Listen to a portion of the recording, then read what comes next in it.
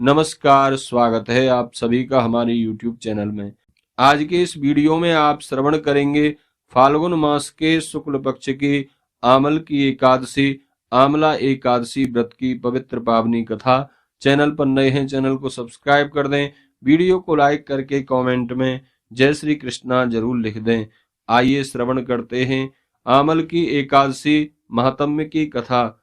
एक बार प्रेम से कहिए, बोलिए एकादशी माता की जय, विष्णु भगवान की जय, लक्ष्मी नारायण भगवान की जय। आदरणीय श्री सूत जी महाराज ने सौनक आदि 88,000 ऋषियों से कहा, प्रिय ऋषियों, एक बार राजा मानधाता ने कुलगुरु वशिष्ठ जी से प्रश्न किया, हे कुलगुरु, आप यदि मुझसे प्रसन्न हैं तो किसी ऐसे व्रत के विषय में कुछ बताइए जिससे मेरा भला हो सके।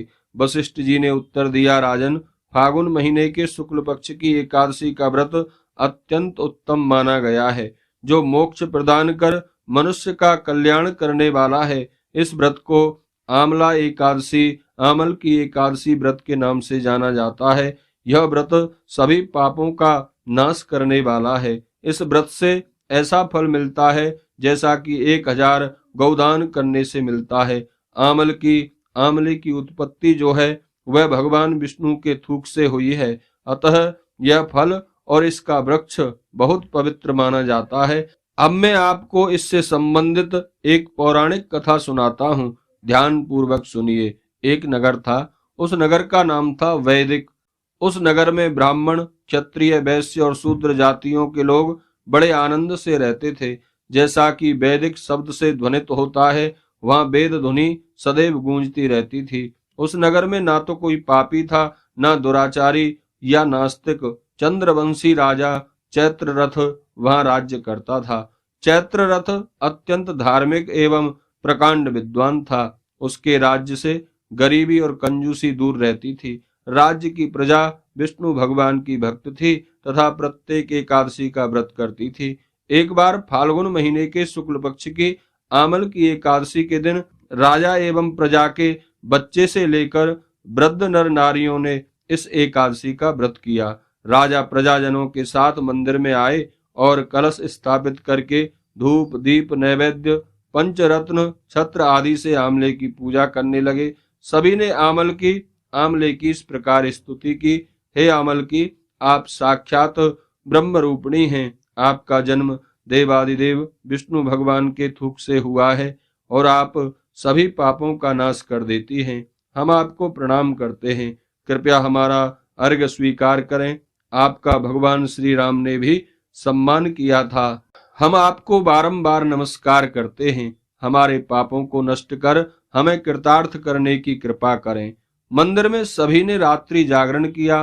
रात में ही वहां एक बहेलिया आया। वह बड़ा पापी और दुष्ट था, जीवों की हत्या करके ही अपने कुटुंब का पालन करता था।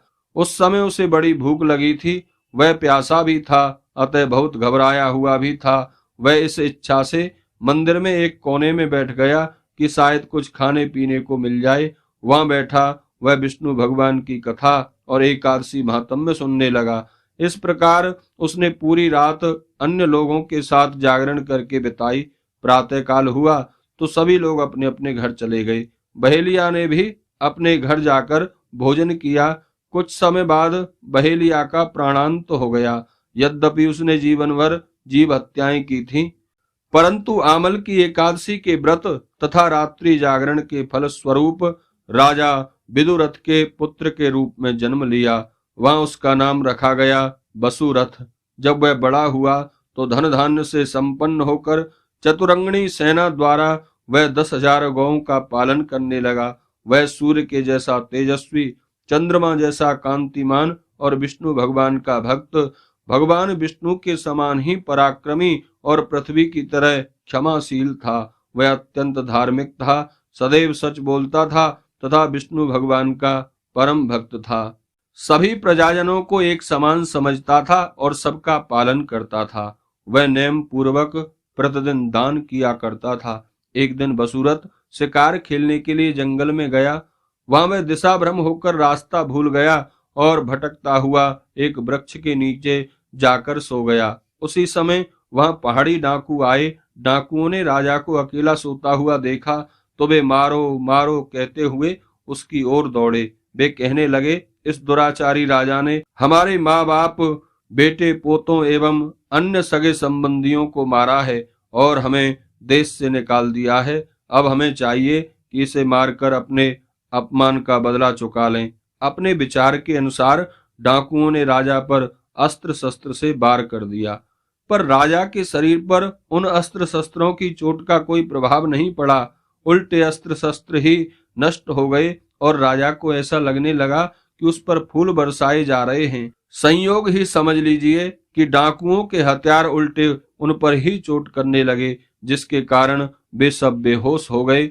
उसी समय राजा के शरीर से एक दिव्य देवी प्रकट हुई। वह देवी एक तो स्वयं ही बहुत सुंदर थी, उस पर सुंदर वस्त्र आभूषणों ने उनकी सुंदरता को और भी अधिक बढ़ा दिया था। उसकी भौहें तनी हुई और आंखों से अग्नि निकल रही थी। ऐसा लगता था मानो वह साक्षात काल हो। उसने क्षण मात्र में ही सब डाकुओं के प्राण हर लिए। राजा की नींद खुली तो उसने सामने डाकुओं को मरा हुआ देखा। यह देखकर उसे बड़ा आश्चर्य हुआ। वह सोचने लगा, ये डाकू किसने मारे? मेरा हित चाहने वाला इस जंगल में कौन है? राजा यह सोच ही रहा था कि आकाशवाणी हुई, राजन, तुम्हारी रक्षा भगवान विष्णु के अतिरिक्त भला और कौन कर सकता है? यह आकाशवाणी सुनी तो राजा ने विष्णु भगवान को प्रणाम किया और अपने नगर में आ गया और सुख पूर्वक राज्य करने लगा।